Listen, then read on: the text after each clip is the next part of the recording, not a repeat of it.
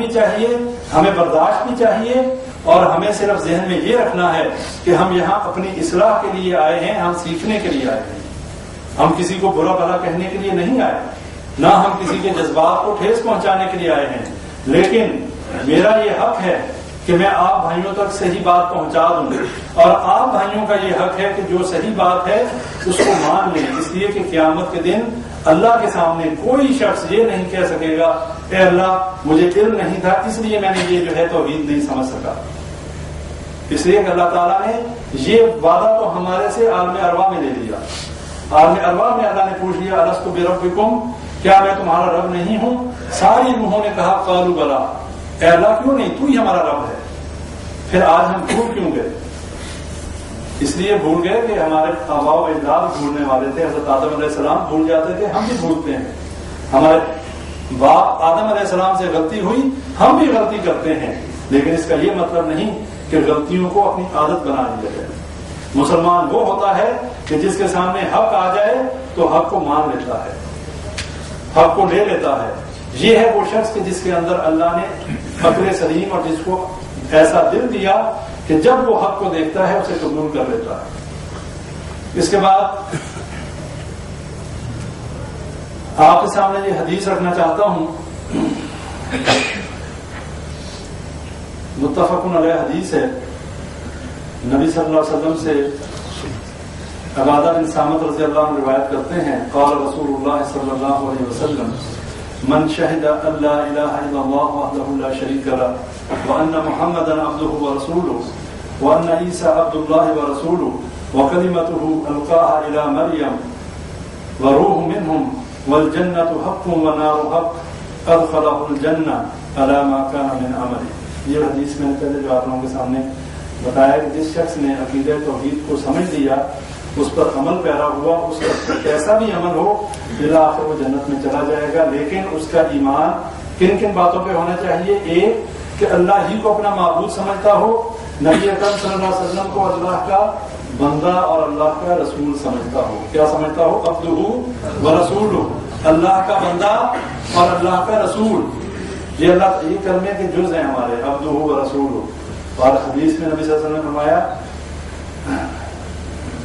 کہ مجھے اس طریقے سے نہ بڑھانا جس طریقے سے عیسائیوں نے عیسیٰ علیہ السلام کو بڑھایا۔ کیا کہا عیسیٰ علیہ السلام کو؟ تین گروہ تھے، کسی نے کہا اللہ کا بیٹا، اور حضرت مریم علیہ السلام کو اللہ کی بیوی کہا، دوسرے گروہ نے کہا کہ نہیں یہ الہ ہے، اور تیسرے نے کہا کہ یہ تین میں سے تیسرے الہ ہیں، یعنی تین گروہ تھے اور تینوں ہی باطل اور مردود تھے۔ اللہ نے کہا یہ ساری ان کی منہ کی باتیں ہیں، یہ تینوں ہی جو ہیں ایسی باتیں کرنے والے جنہوں نے عیسیٰ علیہ السلام کو اللہ کہا، جنہوں نے اللہ کا بیٹا کہا، جنہوں نے تین میں سے تیسرا الہ کہا، تثلیث کا عقیدہ، اللہ نے کہا یہ سارے گمراہ اور جہنمی ہیں۔ اس لیے انبیاء کرام جو ہیں وہ برگزیدہ ہستیاں ہوتی ہیں، اللہ کے منتخب بندوں میں سے سب سے افضل ترین لوگ ہوتے ہیں، لیکن اللہ کے بندے ہوتے ہیں اور اللہ کے رسول ہوتے ہیں۔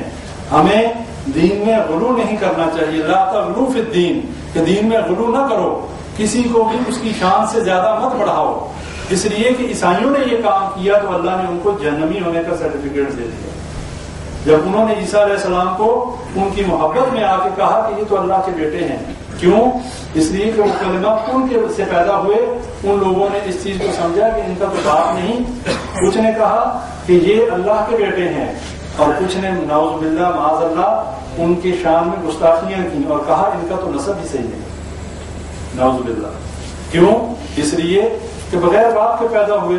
آج کے دور میں یہ کام ہو تو ہر بندہ جو ہے اس کے ذہن میں یہی بات آئے گی، لیکن اللہ نے کہا یہ میرا معجزہ ہے، میرے کلمہ کن سے یہ پیدا ہوا۔ کیسے؟ کہ جیسے حضرت آدم علیہ السلام کو تو نہ باپ تھے نہ ماں تھی، اور حضرت عیسیٰ علیہ السلام کی ماں تھی لیکن باپ نہیں تھے، عالم ارواح میں ان کی روح موجود تھی، یہ نہیں تھا کہ عالم ارواح میں موجود تھی، یہ روحوں میں موجود تھے، لیکن فرق یہ پڑا کہ اللہ نے کلمہ کن کہا اور حضرت جبریل علیہ السلام ان کی روح کو جو ہے پھونک کے ذریعے انہوں نے حضرت مریم علیہ السلام نے جو ہے اس کو پھونک دیا۔ اس لیے افراط اور تفریط نہیں ہونی چاہیے، نہ تو انبیاء صلحاء کی شان میں اتنا غلو کیا جائے کہ ہم نعوذ باللہ معاذ اللہ اللہ کے درجے پہ لے جائیں، اور نہ ان کی شان کو گھٹانا چاہیے کہ جس سے ان کی توہین ہو. یہ دونوں باتیں غلط ہیں. جو چیز ہمیں بتائی گئی ہمیں وہی کہنا چاہیے، اس سے زیادہ کچھ نہیں کہنا چاہیے. لہذا یہ امت جو ہے یہ تمام انبیاء کرام پر ایمان لاتی ہے. ہمارے ایمان کا یہ بھی حصہ ہے اللہ پر ایمان، رسولوں پر ایمان، اور حضرت عیسیٰ علیہ السلام کو ہم اللہ کا نبی مانتے ہیں. اس کے بعد جنت جو ہے وہ حق ہے، دوزخ جو ہے حق ہے. الجنت حق ونار حق. جو جنت اور دوزخ کے حق ہونے کو مان گیا، اللہ کہتا ہے جو جیسا بھی عمل ہوا اس کا وہ ملا کے جنت میں داخل ہوگا. اور یہ جنت اور دوزخ کو حق ماننا کیوں ضروری ہے؟ اس لیے کہ جو شخص یہ مانتا ہے کہ ہاں اچھے کام کروں گا تو جنت میں جاؤں گا، اور اگر برے کام کروں گا تو جہنم میں جاؤں گا، تو اس کے بعد پھر ظاہری بات ہے وہ انسان جنت میں جانے کی کوشش کرے گا. پھر کوئی جان بوجھ کے آگ میں تو چھلانگ نہیں مارتا. آج کی دنیا میں کوئی شخص ہے کہ جو آگ میں جل رہی ہوا بیچ میں کود جائے. جب ہمیں اس بات پہ ایمان ہوگا کہ جنت بھی ہے، دوزخ بھی ہے، اچھے کام کا اچھا اجر ملے گا، برے کا برا ملے گا، تو پھر ہم اچھے کریں گے اور جنت میں جانے کی کوشش کریں گے، نہ کہ ہم اپنے لیے جہنم کو منتخب کریں. تو اللہ تعالیٰ یہ ان لوگوں کے بارے میں فرما رہا ہے کہ جن لوگوں کو اللہ تعالیٰ نے عقیدہ توحید کا فہم دیا اور اس کے بعد ان لوگوں نے اعمال صالح کیے، اللہ تعالیٰ کہتا ہے کہ ان لوگوں کے لیے جنت میں جانا کوئی مشکل نہیں.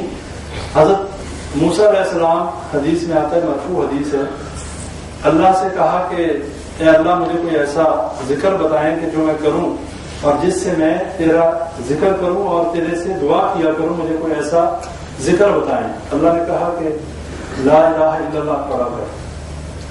موسیٰ علیہ السلام نے کہا اللہ یہ تو تیرے سارے بندے ہی پڑھتے ہیں، اس میں اتنی افضلیت کیا ہے؟ یہ تو سارے لوگ ہی پڑھتے ہیں لا الہ الا اللہ. اس کو افضل الذکر بھی کہا جاتا ہے، اور افضل الدعا جو ہے وہ الحمدللہ ہے. افضل الذکر لا الہ الا اللہ و افضل الدعا الحمدللہ. یہ یاد کرنے بڑے آسان، کوئی مشکل نہیں ہے. سب سے بہترین ذکر لا الہ الا اللہ ہے اور سب سے بہترین دعا الحمدللہ. اور جب بھی بات کریں، جب بھی کوئی چیز ہو، الحمدللہ کا ورد ہونا چاہیے آپ کی زبان پہ. جو بھی چیز ہو، مشکل ہے، آسانی ہے، الحمدللہ کہیں. اور اگر ذکر کرنا ہے، اللہ کے ذکر کی بڑی فضیلت ہے، تو لا الہ الا اللہ یہ پورا کلمہ جو ہے اس کو پڑھیں. تو موسیٰ علیہ السلام نے کہا کہ اللہ یہ تو سارے لوگ ہی کرتے ہیں، تو یہ کوئی مطلب ان کے ذہن میں یہ تھا کہ کوئی ایسی دعا ہو، کوئی مخصوص دعا ہو. اللہ نے کہا کہ اے موسیٰ علیہ السلام اس کلمے کی فضیلت یہ ہے کہ اگر میرے علاوہ یعنی اللہ کے علاوہ اس دنیا اور اس کائنات میں جو کچھ ہے ترازو کے ایک پلڑے میں رکھ دیا جائے اور ایک پلڑے میں اس لا الہ الا اللہ کو رکھ دیا جائے تو اس لا الہ الا اللہ کا پلڑا اٹھا لے. یہ اس کلمے کی فضیلت ہے کہ اللہ کے علاوہ اس کائنات میں جو کچھ ہے، ساتوں زمین ساتوں آسمان جو کچھ ہے، سارا کچھ ترازو کے ایک پلڑے میں ہو اور ایک پلڑے میں یہ لا الہ الا اللہ کا کلمہ ہو تو یہ کلمے والا پلڑا بھاری ہوگا. اور ایک اور حدیث میں یہ بات آتی ہے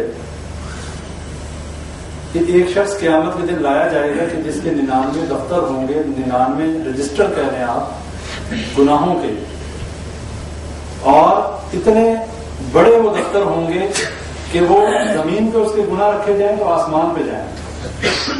اللہ سے کہے گا ہاں میرے بندے تو نے یہ سارے گناہ کیے؟ وہ کہے گا ہاں اللہ کیے.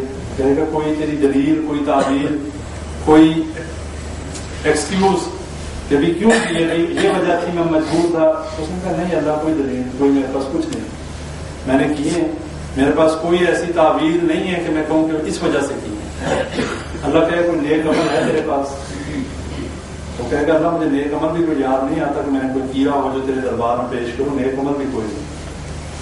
اللہ کہے گا تیری ایک نیکی ہے میرے پاس. یہ دیکھیں یہ اللہ تعالیٰ کا غفور الرحیم ہونا. لیکن یہ بات سمجھنے والی ہے، جس کا مطلب یہ نہیں ہے کہ ہم لوگ گناہوں پہ اصرار کریں اور یہ سمجھیں کہ اللہ غفور الرحیم ہے. اللہ نے کہا کہ تیری ایک نیکی ہے میرے پاس. اس نے کہا اللہ میرے اتنے دفتر بڑے بڑے گناہوں کے، اس کے مقابلے میں وہ ایک نیکی کی کیا حیثیت ہے، کیا وقت ہے؟ اللہ فرشتوں سے کہے گا اس کی نیکی لاؤ. وہ کلمہ لا الہ الا اللہ کی لائی جائے گی پرچی.